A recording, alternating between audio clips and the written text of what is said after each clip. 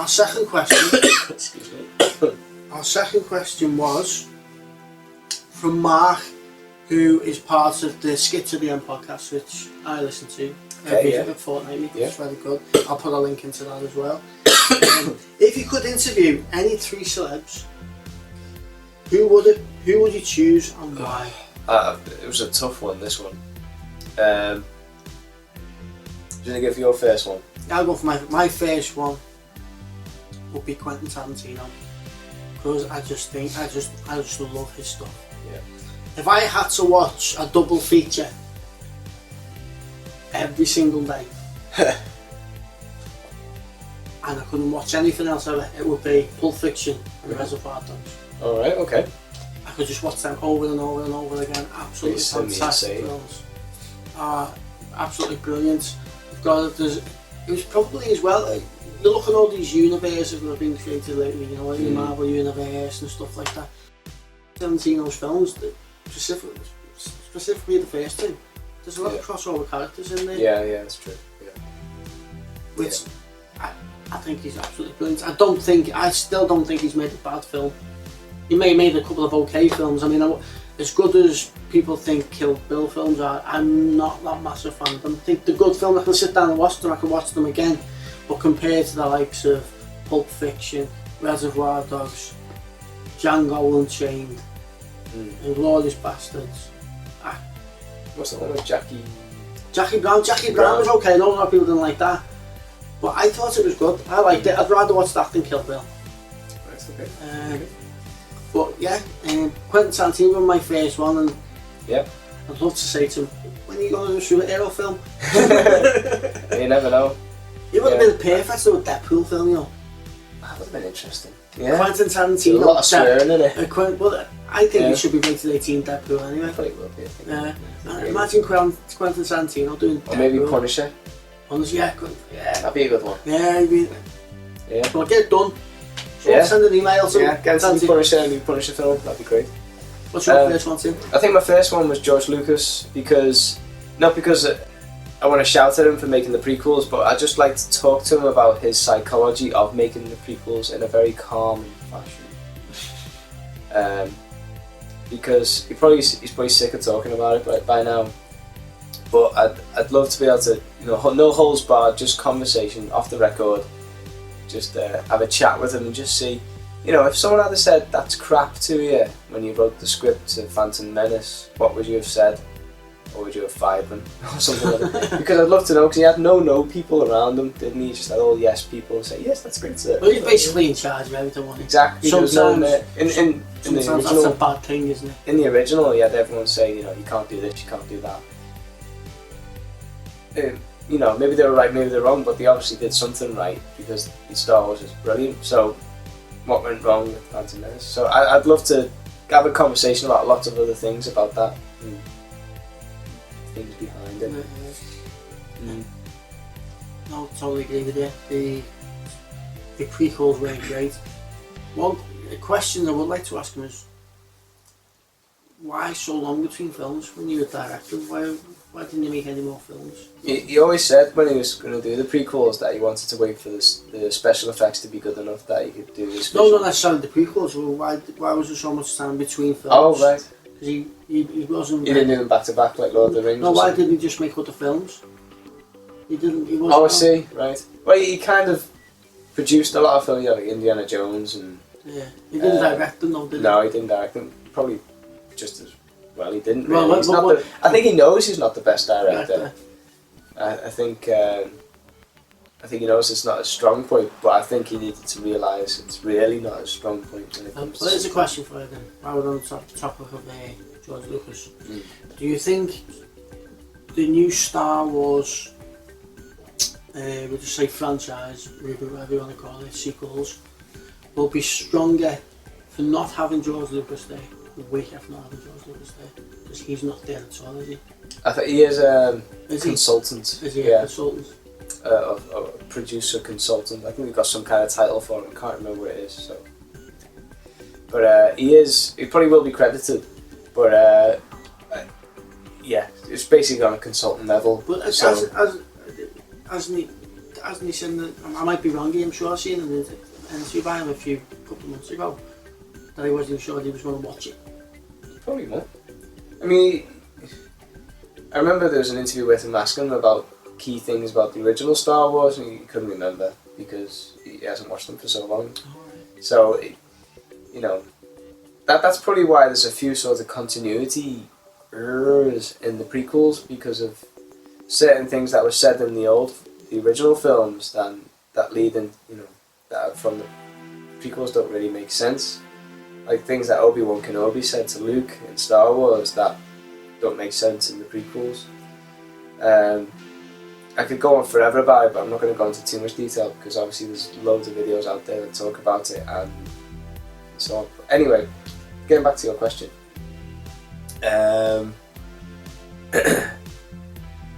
He may not watch the films, but I think his main attribute really is more consultant about his vision. Yeah. And that was what he did for the other two films when it came to Return of the Jedi and Empire Strikes Back. He didn't direct them, but he did write and produce them. He's not writing or producing any of these works, is he? No, he's not, no. But well, again, it's just consultant. So they're going to him for vision and probably what's on his mind about it, even though there's tons of literature out there for it. But they've probably talked about what should be canon, what shouldn't be canon, and other things like that. I don't know for sure. Maybe we'll find out when the Blu-ray comes out. And you have behind the scenes, the videos or something. I'm sure they might have an interview with him there, especially about maybe why he sold the franchise and so on. So yeah, it'll be interesting to see how the new film starts off, because they're already starting production on spin-offs now and sequels. This is going to be a massive universe. They've announced lots of sequels. Have they just announced a live action TV series as well? They're not just an animated club. Haven't they just? I'm not totally sure. Or there's rumours that that's the next step. Now they're going to do a live action series. This is going to be a massive universe. And they'll probably have a bit like probably the way S.H.I.E.L.D. is, where they'll have probably the odd cameo of someone in there every now and then. I would imagine they would do that, but that would be a logical step. I would think. Kind of not really bothered in a sense. I kind of like it for the movies, but if they want to go that way, it would be a logical step. I think they probably want to look at Marvel, because they own Marvel, so they obviously, you know, knowing that S.H.I.E.L.D.'s getting quite popular now, so they'll go that route as well. So I'd go on my second one then. My next one. Go for it. My next one is Grant Morrison. Oh, okay. Writer of comic book writer. He wrote one of the most bizarre Batman stories I've ever read. Batman vs Robin. Batman Reborn. Batman vs Robin. Right. Is this where Robin becomes Nightwing, or? No. In this one, Batman is not even Bruce Wayne. Oh right, okay. Is this set in the future? Yeah. Oh, okay. Right. So this is like Bruce Wayne's passed away or retired. He's passed away. He's in the Lazarus Pit. Right. Is that it? Is it? It is. Yeah. There he is. Show you the cover. There we go. Make sure I get a close up. The artwork is fantastic. Robin is actually Bruce Wayne's and Talia al Ghul's son. Really? Okay. Right. And Batman is Dick Grayson. Right. So he's the original Robin. Yeah. So, and he's a bit of a vigilante. Is Robin. Right. So does he decide to do a bit more than just sort of beat up the odd criminal? Yeah, he's got a sword. He'll just beat people up with a sword there. Right. So he's a bit more extreme than that. Yeah. So it's fantastic. Grant Morrison's absolutely fantastic. I forget the title of the book, which I should have got before I came on video, but it's called something Super Gods. It's a book he wrote about the history of comic books and the first half of it, but I'd even say less than the first half of it is the history of comic books. Then pretty much it goes into an autobiography of Grant Morrison. Okay. And I'd love to ask him where he got the ideas for going off with these characters. Yeah, it's clever.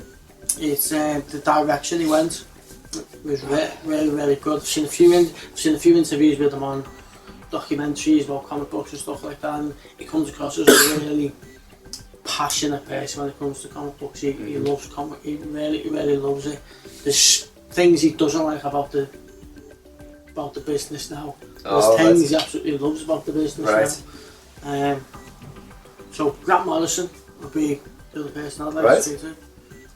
I can't remember what my other person was. Was it Spielberg? Spielberg? Yeah, Spielberg. I think I kind of like talking to directors, because I have a kind of director feel myself. I like to be thought of as a director in some ways. But I always wanted to be a director, I should say. But yeah, I think Spielberg, I'd love to talk to him about certain decisions he's made for some films. One of the things I can think of is War of the Worlds. Why they did the ending, because I was not happy with the ending of that film. I thought the rest of it was brilliant, because I love the book of War of the Worlds. I love the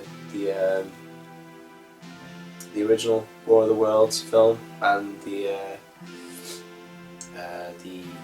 musical version, the stage. Well, I've been to see it at the stage, but the musical version by I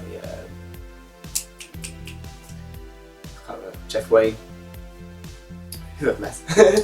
Yeah, Wow. Only briefly, unfortunately. But that was one of the things I'd like to talk to him about, and probably just other things about his experiences and how he started in film and how he does his directing, because he does it from a very audience perspective point of view. He likes to think of the audience and how they'll image the film and see the film the way he would want to see it. So that's kind of how I would probably do it.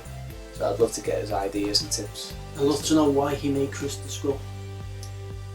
Yeah, I've seen an interview with that. Crystal Skulls. He just made it because George Lucas wanted to make it. Right. Short answer. Well, that was basically it. He said, okay. George Lucas kept saying, let's make another Indiana Jones. Let's make another Indiana Jones. And he said, okay, let's make another one. And then he had the script from the guy who wrote the screenplay for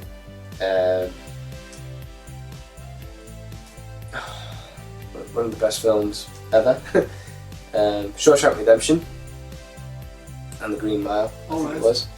Tyler Bones, was it? Is that his name? Tyler Bones, Yeah, I think it is, yeah. Correct us if I'm wrong, sorry. Apparently it was a brilliant script, but George Lucas didn't like it. Everyone else loved it. And so he vetoed that, and they went with the Aliens. Just like the Aliens. He just kept... I think George Lucas said, well, we can do Aliens. And Spielberg wasn't so happy with it. It's like, no, and then eventually he relented. And so he said, oh, what the heck, I'll just make it go. They made it crap. So, there you go. That's why it's poo. So... so the Crystal Skull was made because George Lucas wanted another Indiana Jones film, and Spielberg relented and said, oh, what the heck, and then he made it crap. Well, you've answered my question now. I don't need to email Steven Spielberg now. Yeah. No. Thanks. My third and final one would be, we've all gone about intellectual people and writers and directors. My third person would be Michael J. Fox. Oh. Basically because when I was a kid, if there's something that Michael J. Fox was in it, I had to see it. I still say now, we haven't had another Michael J. Fox, that type of character come through. I don't think there's that style of character actor that's come through. Obviously I'd ask him all his questions about his films that he's made. I'm a massive Back to the Future fan. It's something I watch over and over and over and over again. I like the comedies he's done. I love The Secret to My Success. Teen Wolf was a cult hit. Teen Wolf. Yeah. He made a film called Bright Lights Big City. Have you seen that? I've not seen it. It's not his best. I've heard that.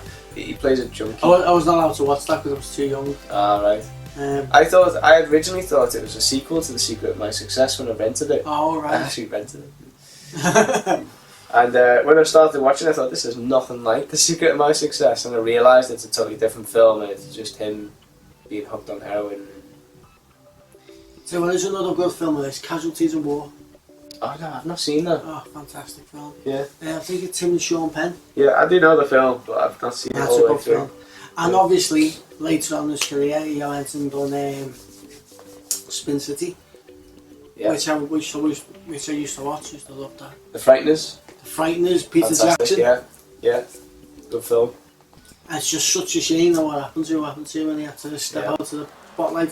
And now, I don't think he'll see it as a shame because he's fighting every day to find a cure for Parkinson's disease, isn't he? He had a series out last year that I didn't get to watch because it was cancelled in America and we've not seen it over there. Yeah. I'm hoping to track it down at some point with the Michael J. Fox show. I think it only got like 13 episodes or something because it wasn't getting the views. But I guarantee that I'll watch it and enjoy it. Is that a sitcom again, was it? Yeah. But it was a sitcom about a newsreader that got Parkinson's disease. And Okay. stepped out of it, but then came back into it. So it's how Okay. the sitcom how a man Kind of deals with Parkinson's disease. self-biography type. Yeah, it's thing. like something about it. So it looked really interesting to see the trailers. I thought it was going to be a smashing. No, Just well, wasn't didn't It's a show shame. interest there. So I'll be hunting Okay. that down at some point. But yeah, Michael J. Fox. That's a good one. I think that'd be a long. I'd like to interesting sit in on interview. that, yeah. Yeah, make cracking one. And your last one? Last person is the writer of most of the Harry Potter films, who is Steve Kloves. I mean, I say the writer, obviously, J.K. Rowling helped out, and then there's the director as well. But it's basically because of the film. I can't remember what it's called now. What's it called? Goblet of Fire. I think it's the fifth one. Because the book is so amazing, and it's quite big, obviously, so they had to condense it down a bit. It's probably one of the best books in the series, but the film is just the worst in the series. I don't know why they got it so wrong. They changed so many things in it that it doesn't make sense. Why would you change something like that that works perfectly in the book and you think you can visualise it perfectly and you think that would work fine in the film, and then he changes it completely. So just to make it more dramatic probably in the film, like the bit where he's going for the egg and the dragon's trying to stop him from getting the egg, that whole sequence is totally different in the book. Alright. But they drag it out in the film to make it more suspenseful and more dramatic, but it just doesn't really work. I've not read the book, so I don't know differences. But what I will say is, really, I think that is the worst Harry Potter film of them all. That is the weakest one. Yeah. Even Harry Potter's hair, it just seems wrong. Lego hair. It's got like a bit of a mullet going on. It just didn't seem right. The bit in the maze where they're going around the maze is supposed to have loads of other things going on in it, and they don't really do much with it. Yeah. So basically, I'd love to just discuss what the thought process was when they come to me. I really think it should have been 2 films. They should have started doing 2 films for the bigger books straight from there, especially for the Half-Blood Prince, but they didn't do that either. So I would have liked to have. What would you say is your favourite Harry Potter film? Prisoner of Azkaban. I was just going to say exactly the same. That the one with the werewolves in there, isn't it? Yes. Yeah, they go back in time. Yeah, They're probably one of the best time films I've seen for a long time. I mean, I wasn't really interested in them first, and then the final one came out, so I just bought the box sets at the moment and one. Oh, right, okay. And we watched them over the week, and I really enjoyed them. And I thought Prisoner of Azkaban was easily the best. Yeah. And I think the first one's a close second. I really enjoyed the first one. It's very close to the book as well, first one. And part 1 of the last one's Deathly Hallows. Part 1's pretty good. Yeah. So I think they're all pretty good. I just think that's the weakest one. Yeah, the weakest one is definitely that one. It kind of when you because I like to watch them all again every now and then. And when it gets to that one, you kind of think, is it worth it? You kind of put yourself through it. And then you're finally glad because you get to the next one. Order of the Phoenix. There you go. So we had 3 celebrities. That's who we did interview. Yeah. And that's why we interviewed them. And thanks for the question. Yeah, thank Mark, you everyone for the question. Yeah. That's at Mark on Twitter. His Twitter handle is @WoodyAt. But he's also works on the podcast, which is @STTEP. Skip to the End podcast. Skip to the End podcast. And yeah, they're interesting lads. They just talk about films, don't talk about the same stuff as us. Yeah. But very good. But much more in depth. Bit more in depth, yeah. We may start doing some podcasts soon. Yeah.